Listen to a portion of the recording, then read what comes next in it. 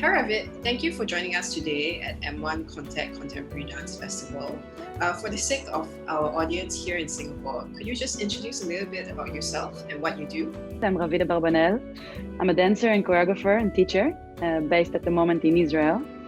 In the last few years, I've been working a lot abroad and in Europe, South America, and United States. And in the spirit of Corona, I stayed in Israel. So it's been 1 year and a half. So we know you've actually been quite busy during the pandemic, and as a dancer, you've actually adapted some of your works into digital dance creations.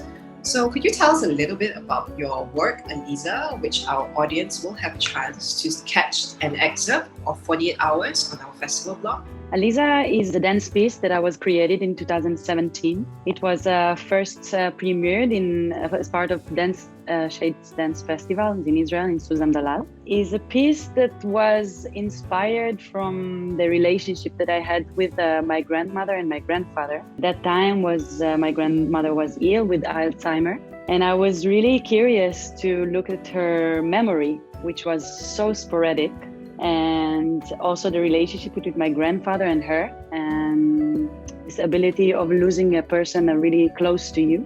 So I was bringing it to the bodies, and I kind of start to investigate how can we support each other, how two bodies can create one body together. So Aliza is a journey of two characters that dealing with the challenges of life, with humor, with physical forms, with sadness. So this is the duo that you're gonna see. So I can imagine it's actually probably quite a journey for you through the pandemic. So why did you make this decision to turn Aliza into a digital dance film? So when it started the pandemic, I watched a lot of performances online, which was not really suitable for the platform. So I was curious if I could take a piece that is already exists and to tailor-made it to the online. I mean, how can we transform the feeling of being in a theater and transform it to the online? So I think that when you were creating Aliza for as a digital dance work for the online space, what was the process like for you? So the process was very difficult. I mean, it's super different than being in the theater. So I needed to create a filming crew to investigate how the camera can travel around the stage while being 12 hours in the theater, filming and running the pieces again and again and again and again. But it was also very refreshing for me, the ability to create something very perfect, which is not being able to do in the theater in one performance. So I really enjoyed it very much. Besides Aliza, were there any other online projects that you were working on during the pandemic?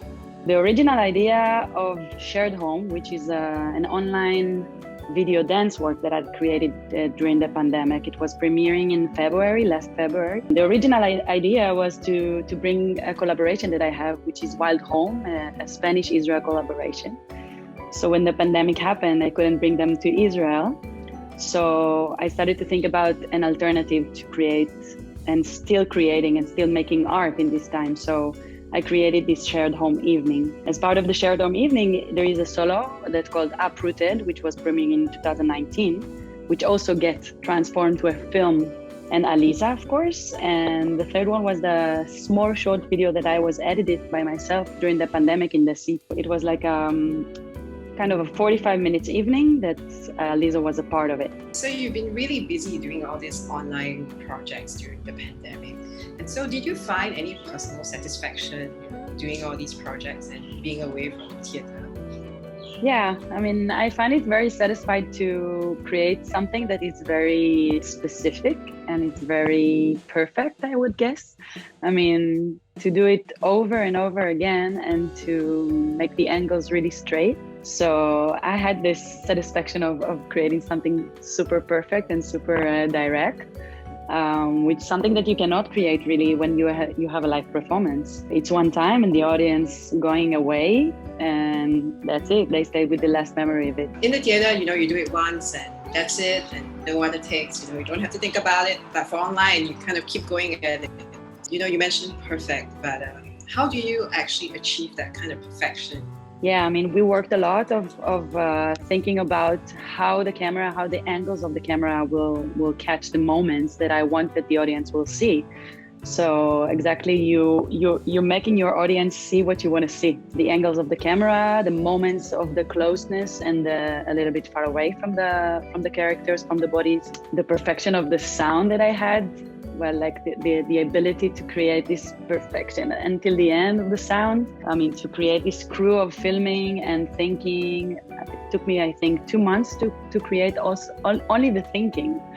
So then being able to do it again and again and again, 12 hours in the theater to make 4 or 6 runs of the pieces. So did you find that as an artist, you had to pick up new skills in order to be able to adapt and maybe even think like a director? Totally. I think it's another skill that I kind of collect to myself. I mean, I did it a little bit during the years of editing small, short videos, but it's the biggest thing that I did. Actually, it's also a production thing. I mean, to be able to produce, it's a kind of an online festival, independent online festival. It's a tool that I think every artist have to have in the box of tools, because it's really widening your abilities.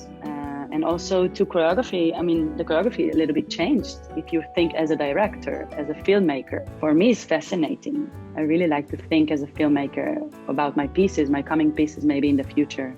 Would you say that, with now that you've actually spent quite a lot of time creating videos during the past year, would you say that now with things sort of moving along, perhaps in Israel a little bit more, do you think your practice has actually shifted during the pandemic?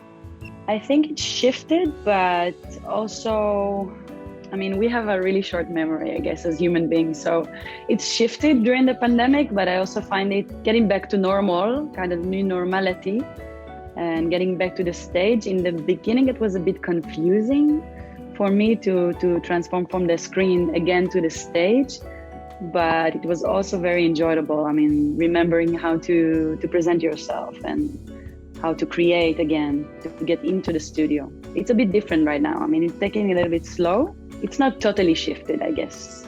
Thank you, Ravid, for joining us today and sharing a little bit about Aliza and what you've been doing during the pandemic. And do catch Ravid's work, Aliza, at the M1 Contemporary Dance Festival.